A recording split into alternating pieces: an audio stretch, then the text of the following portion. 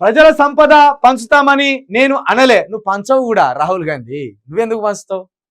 పంచే ఉద్దేశమే ఉండదు మీకు. మీరు కూడా కార్పొరేట్లకే దోషి పెడతారు. ప్రజల సంపద పంచుతామని నేను అనను. ఇక్కడున్న ఈ మోదీ పంచడు ప్రజలకు, ఇక్కడున్న ఈయన పంచడు ప్రజలకు. వాళ్ళు పంచేదంతా ఆ ఓసీలకు పంచుతారు. అక్కడున్న కార్పొరేట్ వ్యవస్థ ఉంటుందిగా, కార్పొరేట్ వ్యవస్థ పంచుతారు.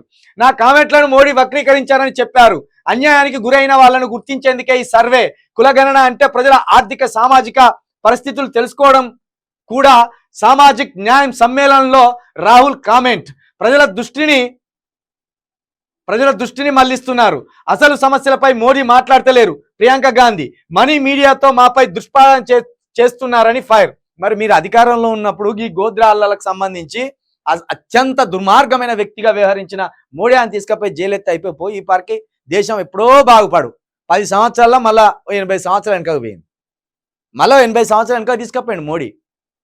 మనమేమో ఇప్పుడు సాంకేతిక పరంగా ముందుకు పోతాను, మళ్ళీ వీళ్ళేం చేస్తాను, ముందుకు పోయిందని మళ్ళీ వెనక తీసుకొస్తాను.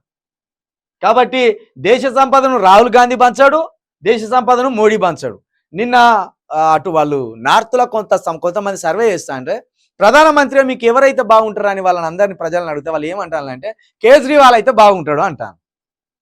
కేజ్రీవాల్ అయితే బాగుంటాడు. ఒక విధంగా వీళ్ళకంటే కొంచెం అప్గ్రేడే కేజ్రీవాల్. కొంత చదువుకున్నాడు కాబట్టి, పైగా అంబేద్కర్ భావజాలం ఉన్నాడు, కొంత అంబేద్కర్ భావజాలం ఉన్నాడు.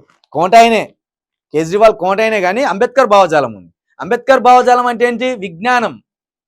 విజ్ఞానం అందించడం దేశానికి, సాంకేతిక అందించడం దేశానికి, అసమానతలు తొలగించడం దేశానికి, మతం లొల్లిపెట్టకపోవడం, కులం లొల్లిపెట్టకపోవడం, ప్రజలను సమానత్వంగా చూడడం, విద్యను అందించడం, వైద్యం అందించడం, ఆర్థిక పరిస్థితిని మెరుగుపరచడం అంబేద్కర్ విధానం.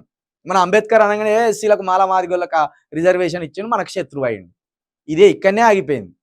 కాబట్టి వీళ్ళు పంచరు సంపదని, ఇంకోటి కొత్త రావాల్సిందే.